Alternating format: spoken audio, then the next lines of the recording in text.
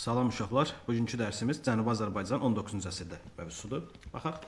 Siyasi vəziyyət hökumətçilik müqaviləsi nəticəsində tarixi Azərbaycan torpaqları iki yerə bölünmüşdür. Bundan sonra Qacar dövlətinin tərkibində qalan Cənubi Azərbaycan Qacarların 4 əyaletindən biri olmuşdur.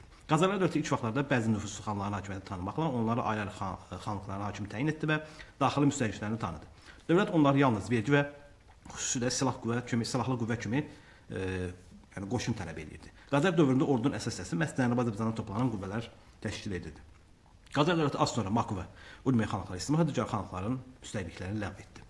Fətəli şahın dövründə Cənubi Azərbaycanda Qacarların şah vəliəhdi mülkü hesab edilirdi Cənubi Azərbaycan və səltənət evi adlanan Təbriz isə şahın rəsmi vəliəhdinin iqamətgahı idi. Bu Cənubi Azərbaycan üçün xüsusilə Təbriz şəhərinin siyasi əhəmiyyətini göstərdi. Vəliəhdinin burada olduğu və Təbrizin ikinci paytaxt sayıldığı üçün xarici diplomatik iqamətgahları da burada yerləşirdi.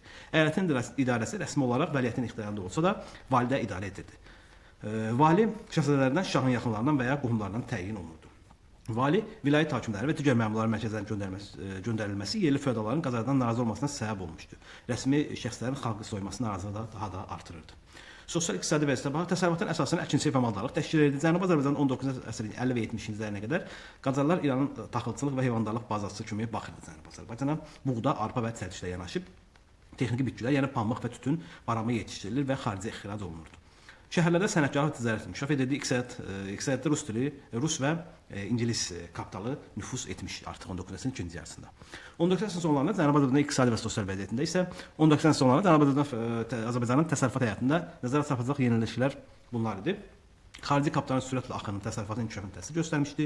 İngiltərə və Rusiyanın satış bazarına və xam mal bazasına çevrilmişdi hətta. Sənətkarlığa baxaq, feodal zülmü İngiltərə və Rusiyanın İranda əldə etdikləri imtiyazlar Avropadan toxuculuq məhsullarının ixal nəticəsində bir sıra emalatxana və istehsalatları rəqabət gətirməyə öz fəaliyyətini dayandırmışdılar. Rusiya və digər xarici bazarlarda pambıq, boyaq maddələri, yun, göndəri mala, tələbatın artması həmin sahələrin inkişafına təkan vermişdi. Əsasən sənətkarlıq sahəsi olan xalçaçılıq idi. Xalça istehsalı sahəsində kapitalist münasibətlərin inkişaf etdiyi əsas sahələrdən biri idi. Təbrizdə, Marağada, Xoyda istehsal olunan toxuculuq məhsulları yerli tələbəti ödəyir, həm də xaricdə ixrac olunurdu. 19-cu əsrin sonlarında Azərbaycan yəni Cənubi Azərbaycan əhalisinin sayı 2 milyon nəfərə çatırdı. Onların 4/1 şəhərdə yaşayırdı. Əhalinin yuxarı təbəqəsi xan, mülkədar və ruhanilərdən ibarətdir. Böyük torpaq sahələri il mülkədarların əlində idi.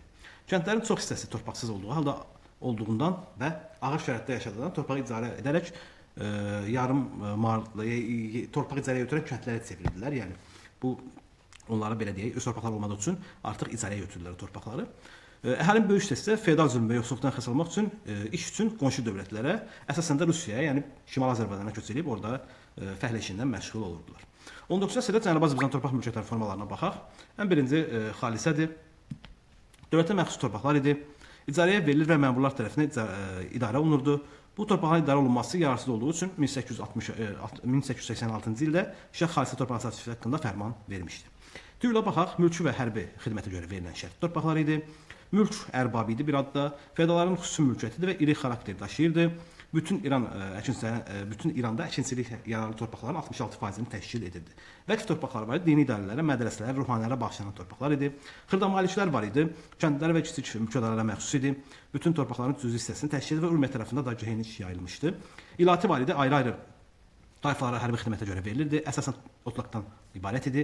Bütün tayfaların sərəncamında olsa da tədricən tayfa başçılarının əlinə keçirdi.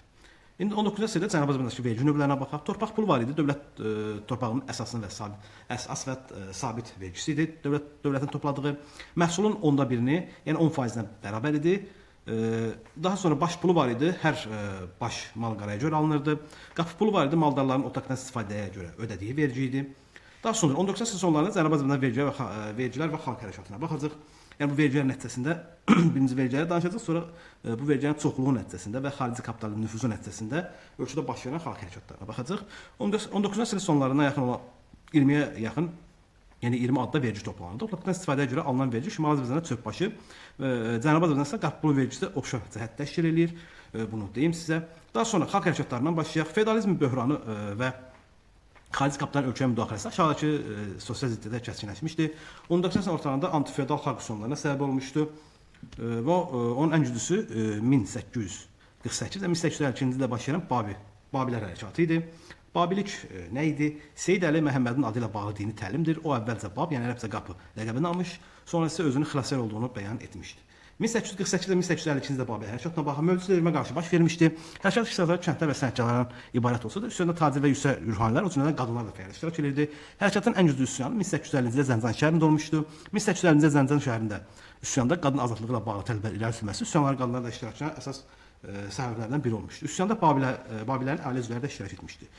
Şah hökumət tərəfindən üsyan yatırmaq üçün göndərilən qoşun əvvəlcə Zəncənin mühasirəsində ciddi müqavimətə rast gələrək geri çəkilmişdi. Üsyan başçılarından biri gözəl və eyni zamanda da sərhədli olan Zərintac idi. Yəni xalq arasında Tahirə adını almışdı, böyük şöhrət qazanmışdı və 1848-52-ci ildə qədər davam edən Babil hərəkatının ən böyük üsyançıların birinə də Tahirə başçılıq edirdi. 1850-ci dekabrın sonunda 30 minlik şah qoşunu feodal dəstələri tərəfindən yatırılmış və bu zaman üsyançıların çoxu həlak olmuşdu.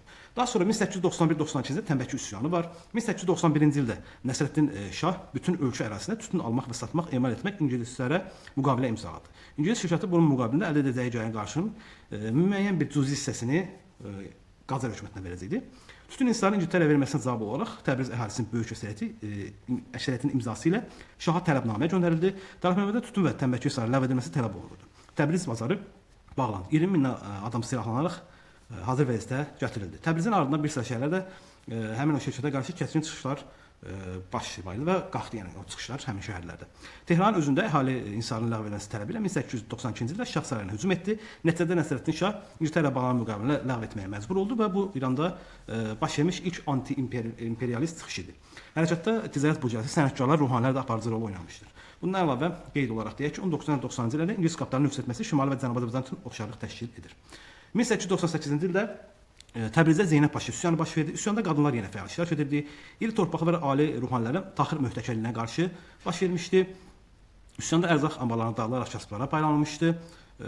Nəticədə möhtəkərlər ambarların açılıb ərzağın məhsulun ucuz qiymətə satılmasına gətirib çıxarmışdı. 19-cu əsrin ikinci yarısında Azərbaycan mədəniyyətinə baxsa, burada mədəniyyətin və təhsilin əsasını mədəniyyət və təhsil sahəsində əsaslı dəyişikliklər olmalıdır.